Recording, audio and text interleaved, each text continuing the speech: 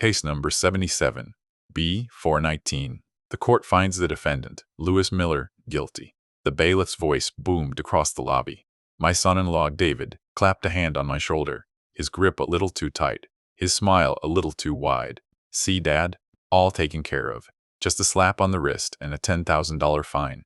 Easier this way. He leaned in, his breath sour, with cheap coffee and satisfaction. The sound of his voice echoed off the cold marble floor. Each word a perfectly placed stone in the wall they were building around me.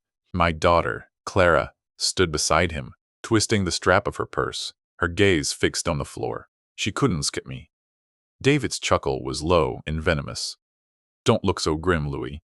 It's not like you were using that clean record for anything. Think of it as a family contribution. The laughter from his lawyer, a shark in a three-piece suit, joined his. The sound was sharp and cruel, a public confirmation that I had just lost everything that mattered. My name, my legacy, my daughter's respect. A clerk pushed a document across the counter, the judgment printed in stark black ink. The fine, $10,000, was circled in red. A few people in the crowded lobby of the county courthouse turned to stare, their faces a mixture of pity and morbid curiosity. An old man, publicly shamed, his own family leading the charge. I saw the judgment in David's hand, my name typed neatly next to the words, driving under the influence.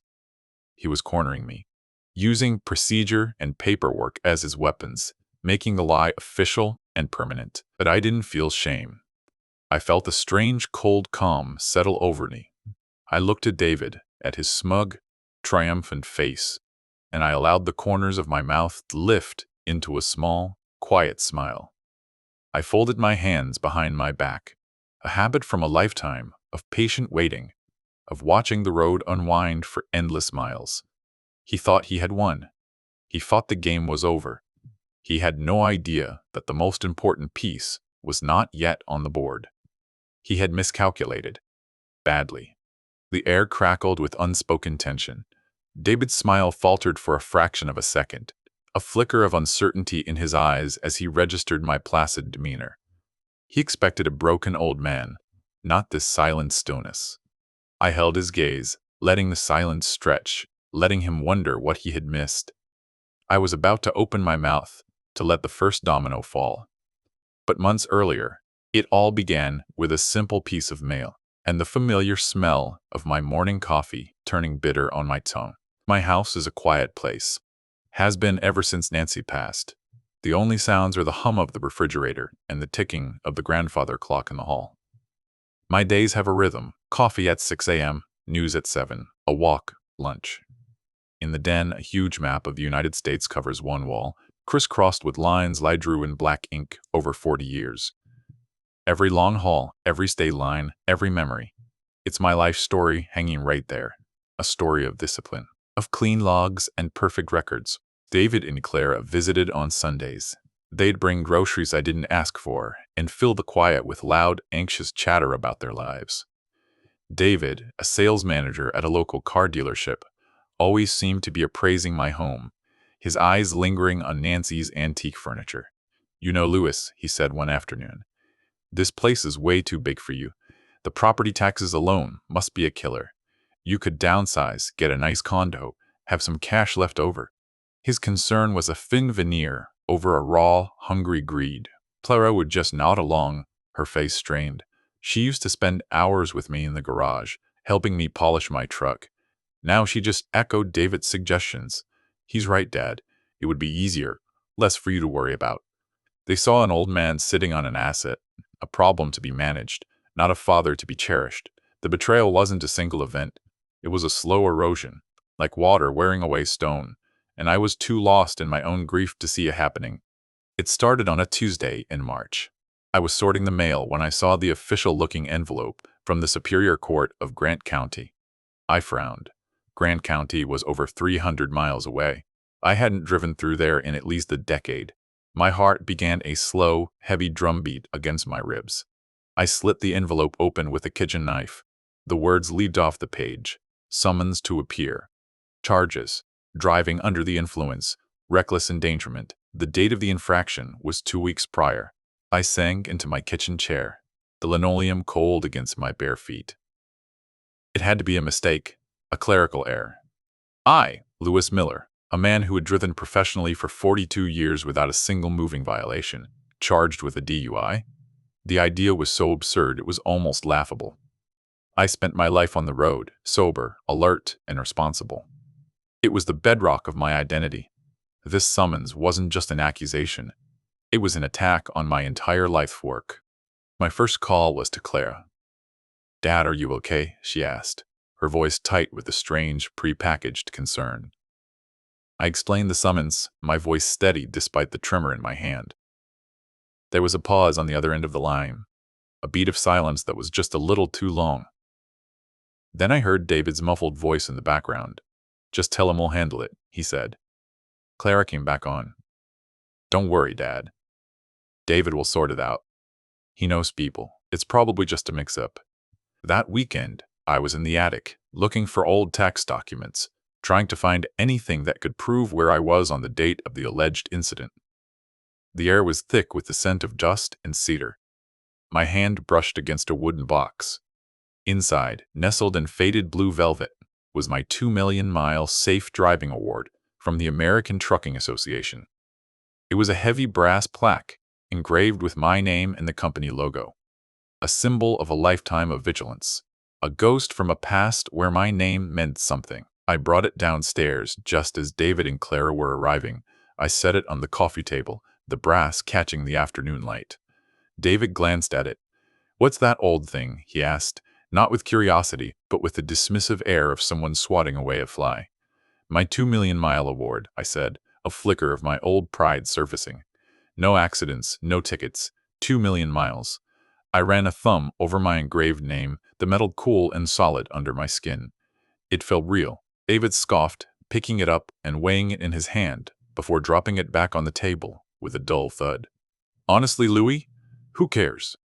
It's a nice sentiment, but it's worthless. A participation trophy. It's not going to help you with this court thing."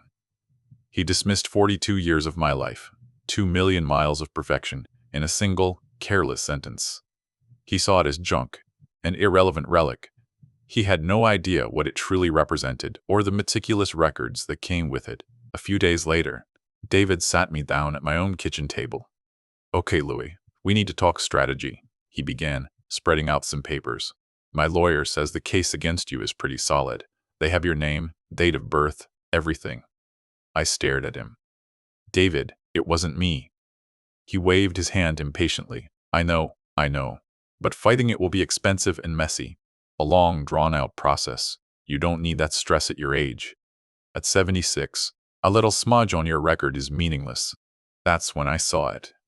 The address on the summons, 1420 Elm Street, Northwood. I knew that address. David's brother lived in Northwood. A cold dread, heavy and certain, began to pool in my stomach. "Why was my name given to the police, David?" I asked, my voice dangerously quiet. He wouldn't meet my eyes. He just shuffled his papers, his face flushing. Clara, standing by the sink, started to cry softly. "Just tell him," she whispered. "Please, David, just tell him the truth." He finally looked up, his expression a toxic mixture of shame and defiance. "It was a mistake," he snapped, his voice cracking. "I was at my brother's. I had a couple of drinks, more than I should have. I got pulled over. I panicked, okay? I gave them your name. I thought it would just be a warning." The confession hung in the air, ugly and sharp. He hadn't just lied. He had deliberately, calculatedly used me as a shield to protect himself. The justification came spilling out, a torrent of self-pity. "I would lose my job, Clara, my old career. Dad doesn't even drive anymore. It won't affect him. A fine, a suspended license. For him, it's nothing. For me, it's everything." He wasn't apologizing for the crime. He was angry that he was being forced to admit it. In his mind, my legacy, my clean name, was just a resource to be consumed for his convenience. The betrayal was absolute, deepened by his utter lack of remorse. My mind flashed back 5 years. David's car had broken down, and he and Clara were moving into their new apartment. Without a second thought, I'd driven my old, trusted Ford F-150 to their place and handed him the keys. "Keep it as long as you need, son," I'd told him. He had hugged me, telling me I was a lifesaver. He used that truck for 2 months. I had trusted him not just with my vehicle, but with my goodwill, with a piece of my life. And this is how he repaid it. They insisted I meet with the lawyer David had hired. The office was all glass and chrome, cold and impersonal. The lawyer, Mr. Hayes, looked at me over his spectacles with an expression of weary condescension. "Lewis," he said, steepling his fingers, "David has explained the delicate nature of the situation, a misunderstanding." He spoke as if I were a child who had wandered into the adults' table. He was David's man, here to manage me, not represent me. I felt the walls of the trap closing in. Hayes laid out the plan. I would plead guilty. With my clean record, he'd argue for a reduced sentence, probation, and a hefty fine. It's the most logical path, Lewis. Trying to unline the initial report now would create a much bigger mess. Perjury, obstruction. It could get very ugly for David. This way, it's a clean, simple resolution. He presented this public humiliation, this legal stain on my name, as a favor to me. The sheer audacity of it left me speechless. I sat there in that sterile conference room, the smell of expensive leather and floor polish filling my nostrils, and felt the profound sense of isolation. My daughter was complicit. My son-in-law was the architect of my ruin, and the man paid to defend me was telling me to sacrifice my own integrity for their convenience. It protects the family, Hayes concluded, as if he were a mafia consigliere. But he didn't mean my family. He meant David's career, David's future. I was just acceptable collateral damage. That night, I couldn't sleep. I walked downstairs for a glass of water and heard voices from the back porch. Clara and David. I stopped in the shadows of the hallway to listen. "This is wrong," Clara was saying, her voice a raw whisper. "We should just tell the truth before it gets worse." David's reply was a low hiss. "Worse for who? Me? You want me to lose my job over this? He's old, Clara. In a few years, none of this will matter anyway." The coldness in his words was a physical blow. The next morning, Hayes called. "Lewis, the court date is set for 1 week from today. I need your commitment to our plea agreement by tomorrow, or we'll have to proceed to a trial I do not believe you can win." The ticking clock was another turn of the screw, designed to force my hand. He made it clear that if I fought, they would paint me as a confused, senile old man. They would use my age against me, twisting my life of experience into a liability. I hung up the phone and walked into my den. I looked at the wall map, at the thousands of miles I'd traveled, each one a testament to my character. Then my eyes fell on a framed photo on my desk. It was Nancy and me, standing by my first rig. Her smile was my true north, my compass for what was right. And in that moment, staring at her face, I knew I couldn't let them erase the man she had loved. They thought they had me cornered. They thought the old trucker was out of road. But I had one more haul to make. The next day, I started my own quiet investigation. I found the receipt from my doctor's appointment on the date of the supposed DUI. An ironclad alibi. I was in Dr. Miller's office, getting my biannual checkup, 300 miles away from where the crime occurred. I felt a surge of hope, the first in weeks. This was tangible proof, a simple, undeniable fact that would dismantle their entire lie. I made a copy and put the original in the lockbox, where I kept Nancy's jewelry and my old service medals. I presented the copy to Hayes in his office. He glanced at it, his face impassive, and slid it back across the polished mahogany desk. "It's a good effort, Lewis, but it proves very little. A receipt can be forged. You could have driven there after your appointment. The arresting officer's testimony, where he confirms the driver identified himself as you, will carry far more weight with the judge." He said it so calmly, so dismissively. He didn't even consider it. He just nullified my hope with a wave of his hand. The crushing defeat was absolute. He was right. It was my word against a police officer's report. David had created a legal fiction, and Hayes was the architect reinforcing its walls. My one piece of evidence was worthless. I drove home through a cold, steady rain, the windshield wipers keeping a slow, mournful rhythm. Each swipe of the blades seemed to say, "It's over, it's over." They had an answer for everything. They had thought this through. The trap wasn't just set, it was sophisticated. That evening, David came over alone. He looked haggard. "Pays told me about the doctor's receipt," he said, not meeting my eye. "You have to stop this, Lewis. You're making it worse. If you keep fighting, he'll force me to testify against you. I'll have to get on the stand and say it was you. Do you want to do that to Clara? To your own daughter?" He was now using my love for her as a weapon, twisting my own heart against me. The threat was clear: surrender, or I'll destroy our family completely. I felt a deep, profound weariness settle into my bones. I was 76 years old. My wife was gone. My daughter was a stranger who stood by while her husband dismantled my life. I was tired of fighting.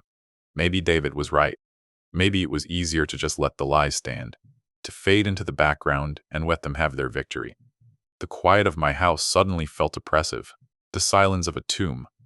The cold, sterile smell of floor polish from Hayes's office seemed to have followed me home, a lingering scent of defeat. I retreated to my den, the weight of my failure pressing down on me.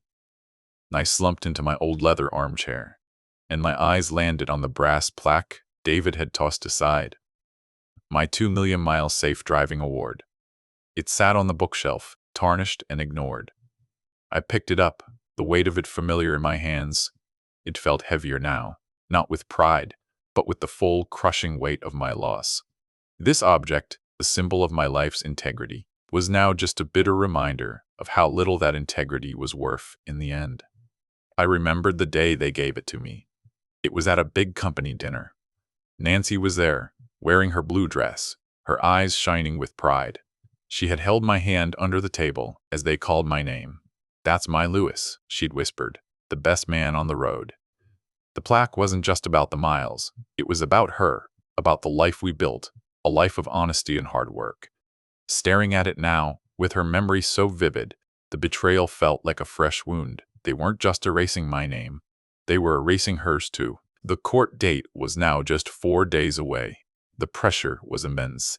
Hayes called again, his voice smooth and insistent. "Lewis, I filed the preliminary plea. All you need to do is show up and confirm it. It will be over in 15 minutes. A small fine, some community service, a clean end." It was like a siren song, promising a quiet end to the storm, if only I would steer my ship onto the rocks. Every word was a temptation to simply give up and let the current take me. I traced the engraved letters of my name on the plaque. Miller. It was my name, my father's name.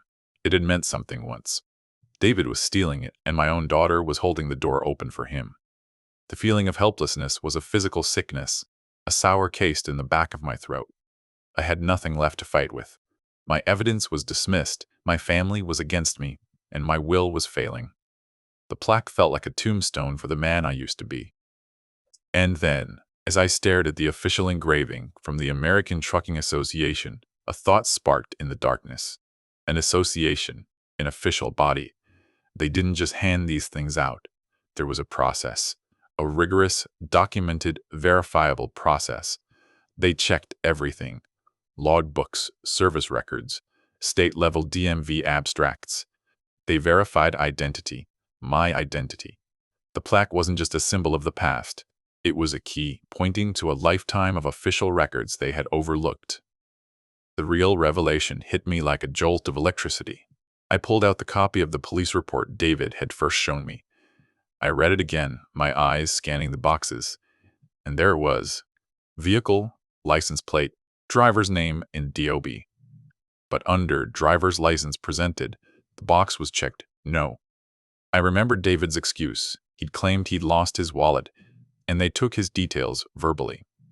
But a DUI arrest isn't the traffic ticket. They don't just let you go. There are procedures. Mandatory procedures. They would have taken him to the station. They would have taken a mugshot, and they would have taken his fingerprints. My heart hammered in my chest. It didn't matter what name he gave them. His face was on a booking photo, and his fingerprints were on a card, filed away in a police database in Gret County. David, in his arrogant panic, had overlooked the one thing he couldn't fake: his own physical identity. He'd given them my name, but he left them his body. The entire situation flipped in my mind. The plaque wasn't the weapon. It was the catalyst. It reminded me that my identity wasn't just a name David could borrow. It was a unique, verifiable fact, backed by decades of official documentation and now by biometric evidence. They thought they were playing a small-town legal game. They had no idea they'd committed felony-level criminal impersonation, a crime far more serious than the DUI itself. And they had created all the evidence needed to prove it. My despair evaporated, replaced by a cold, clear focus. I was a long-haul trucker again, planning a complex route through hostile territory. First, I needed my own proof of identity. I went to my lockbox and retrieved my passport, my birth certificate, and my current, valid driver's license. Then, I found the original copy of my doctor's receipt. Wasn't going to fight their case in their court. I was going to start a new one, a case for criminal fraud. My vector of attack was clear. The Grant County Police Department. I made one phone call, not to a lawyer, but to the Records Division of the Grant County Sheriff's Office. I didn't mention the court case. I simply said, "My name is Lewis Miller.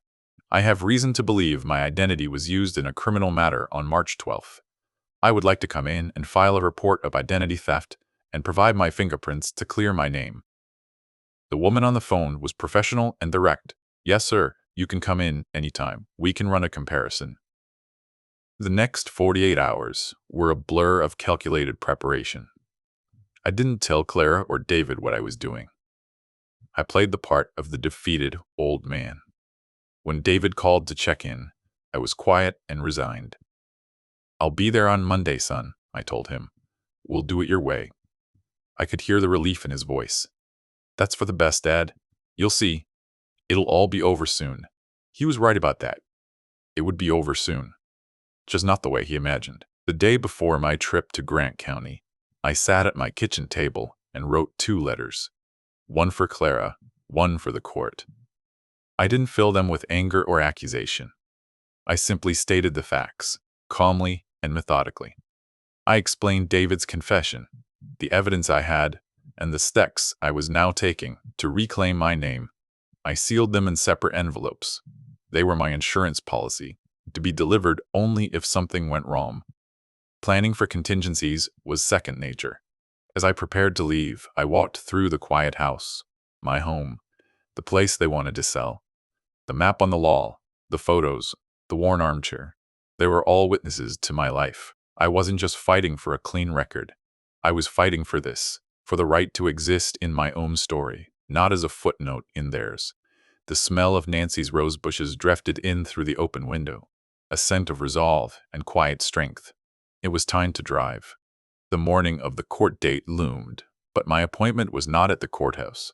At 9 a.m. sharp, I was buzzed into the Grant County Sheriff's Department, a bland brick building that smelled of stale coffee and disinfectant.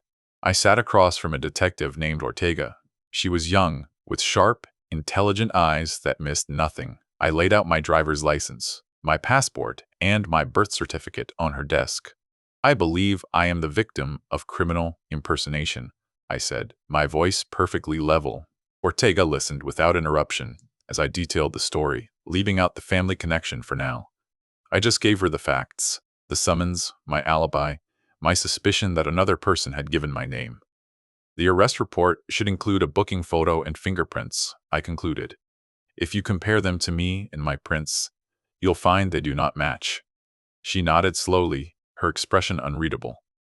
"Okay, Mr. Miller, let's pull the file. Case number 77B419. She typed into her computer. A few moments later, a printer whirred to life in the corner of the room. She walked over, picked up the sheet, and came back to her desk. She looked from the paper to my face, then back to the paper. A long silence stretched. Then she turned the sheet around and pushed it across the desk toward me. It was the booking photo. It was David's face, puffy, drunk, and terrified, staring back at me from under my own name. The visual confirmation was staggering. All this time, they had gaslit me, telling me to accept this lie. But here was the truth, in grainy black and white. "That is not me," I said, my voice thick with the cold fury I hadn't allowed myself to feel until now. "That is the man who stole my name. Detective Ortega's demeanor shifted instantly. She was no longer just listening, she was investigating. "We'll take your fingerprints now, Mr. Miller. We'll have a match exclusion in minutes." The process was quick. Ink, paper, a digital scanner. Within 20 minutes, a technician confirmed it. The prints from the DUI arrest did not match Lewis Miller. They belonged to an unknown subject whose photograph was on file. "Now," Ortega said, her voice hard as steel, "tell me the name of the man in this photograph." I looked her straight in the eye. "His name is David Thompson. He is my son-in-law, and he is scheduled to be at the county courthouse in less than an hour." Ortega picked up her phone and made a call.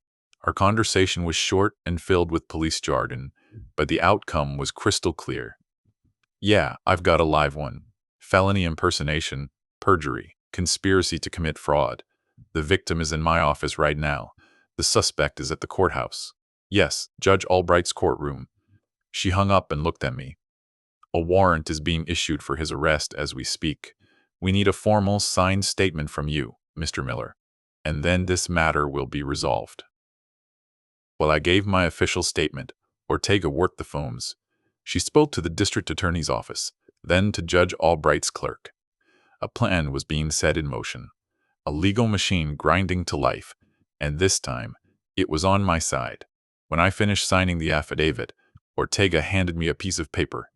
It was a freshly printed court order, stamped and signed. It vacated the original DUI charge against me and initiated a criminal investigation into David Thompson and any co-conspirators. Armed with the court order, I thanked Detective Ortega and walked out of the sheriff's department into the bright morning sun. The air felt clean, crisp. I was no longer a defendant shuffling to his doom. I was a witness, a victim, and the instrument of a justice that was now unavoidable. I drove the few blocks to the county courthouse, the same building where they planned to finalize my public disgrace. But I wasn't heading for the courtroom. I was heading for the lobby, where I knew they would be waiting. I saw them standing near the entrance to the courtroom. David was checking his watch, looking impatient. Clara was pale, her hands clasped tightly in front of her. Hayes, their lawyer, stood with them, radiating smug confidence.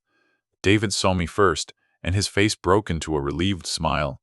The smile of a predator seeing his prey walk willingly into the snare. "There you are, Lewis. We were getting worried. Ready to get this over with?" he said, his voice loud enough for those nearby to hear. This was the moment. The exact scene I had walked into in my mind 1,000 times. The public lobby, the smug antagonists, the final act of humiliation they believed they were directing. But now I held the real script. I saw the bailiff from my waking nightmare, the curious onlookers, the cold marble floors. Only this time, the sterile smell of floor polish felt like the clean scent of a fresh start. I walked toward them, my steps measured and calm, the court order a firm, reassuring weight in my jacket pocket. Just as David reached out to clap my shoulder again in that patronizing gesture, 2 uniformed deputies stepped between us. "David Thompson," one of them asked, his voice calm but firm. David's hand froze in midair. His smile vanished, replaced by a slack-jawed confusion. "Yes? What's this about?" Hayes stepped forward. "Officers, my client is here for a court appearance. What is the meaning of this?" His confident bluster had a new, uncertain edge. The lead deputy didn't even look at the lawyer. His eyes were fixed on David. "David Thompson, you are under arrest for violation of Penal Code 529, felony criminal impersonation, and Section 118, perjury." He recited the words with practiced neutrality as he produced a pair of handcuffs. The sound of the metal ratcheting shut echoed in the suddenly silent lobby. Clara gasped, the choked, strangled sound, her hand flying to her mouth. The color drained from David's face, leaving it a pasty gray. "Wait, there's been a mistake," David stammered, his voice escalating into a panicky squeak. He looked wildly from the deputies to Hayes, then to me. His eyes, wide with terror and disbelief, finally understood. He saw the cold calm in my gaze, the utter lack of surprise, and he knew. "Lewis, what did you do?" he pleaded, the words barely a whisper. The question was an admission, a confession in the face of his own ruin. He had never considered that I would, or could, do anything. Hayes was sputtering, trying to regain control. Officers, on what grounds? What evidence? The second deputy turned to him and handed him a document. It was a copy of the warrant. As Hayes' eyes scanned the page, his professional mask crumbled into sheer shock. He saw the words booking photograph, fingerprint analysis, and victim sworn affidavit. He looked over at me, his mouth slightly agape. The slick, untouchable lawyer was finally out of his depth. His client's simple lie having blossomed into a complex felony. Clara finally turned to me, her eyes swimming with tears. "Dad, I don't understand. You were going to plead guilty. David said. He said you agreed." Her voice was the thin, reedy sound of a child's. "David lied, Clara," I said, my voice even, devoid of the anger that had burned inside me for weeks. "He lied about the DUI. He lied to you, and he lied to the court." The simple truth, spoken plainly in the echoing hall, seemed to carry more weight than all their complicated deceptions. This was David's final, most arrogant insult. Just moments before his arrest, he was still playing the role of the magnanimous son-in-law, shepherding the confused old man through a process for his own good. He believed right up to the end in my weakness and his own cleverness. He couldn't imagine a world where I was a step ahead, where my quiet dignity was a shield for a calculated, strategic mind. His arrogance was the fuel for his own destruction, and he had been pouring it on the fire for months. As the deputies led a protesting, pathetic David away, I saw the bailiff from my premonition. He wasn't calling my case number. He was watching the arrest with a professional's disinterest. The public humiliation was happening, just not to me. The whispers in the crowd weren't of pity for the old man, but of shock at the sight of the well-dressed salesman being led away in handcuffs. The restoration was as public as the intended shaming. My name was cleared in the very hall where it was meant to be tarnished. Hayes, looking utterly defeated, walked over to me. "Mr. Miller," he started. I was not aware of the particulars. I just looked at him. "Your job was to represent me, Mr. Hayes, not to manage me for your other client." He had the decency to look ashamed. He had chosen the easy path, the path that served the man who paid his bills, and in doing so, he had become complicit in a felony. His reputation in this courthouse would be forever stained by this morning's events. I then walked over to the clerk's counter, the same counter where I had been shown the fraudulent judgment in my nightmare. I pulled the court order from my pocket. It was crisp and official. I handed it to the clerk. "This is to be filed under Case 77B-419, I said. "It vacates the guilty plea and dismisses all charges against Louis Miller." The clerk took the paper, stamped it with a heavy, satisfying thud, and filed it away. With that simple act, the lie was officially erased from the record. Clara was still standing where the deputies had left her, looking lost and alone. The wreckage of her life was all around her. Her husband was on his way to jail. Her father was a stranger she had betrayed. The choices she had made, or failed to make, had led her to this exact moment. She looked at me, her face a question I had no intention of answering. This was her road to walk now. Nancy would have been heartbroken for her, but Nancy would have also understood my choice. I thought about the brass plaque, sitting on my bookshelf at home, the object David had dismissed as worthless junk. It hadn't been evidence, but it had been my anchor. It reminded me of who I was when they were all trying to tell me who I had to be. It was a symbol of a life lived with integrity, and it was that integrity, the meticulous records, the verifiable identity that had been the true weapon all along. They saw a sentimental trinket. I saw the key to the entire system. My business here was finished. I had reclaimed my name, enforced the truth, and ensured that the man who tried to ruin me would face the consequences of his actions. The legal system, which he had tried to weaponize against me, had turned on him with breathtaking efficiency once it was pointed in the right direction. He had counted on me being too old, too tired, and too grief-stricken to fight back. He, like so many others, underestimated the quiet resolve of a man with nothing left to lose. I didn't say another word to Clara or to Hayes. There was nothing left to say.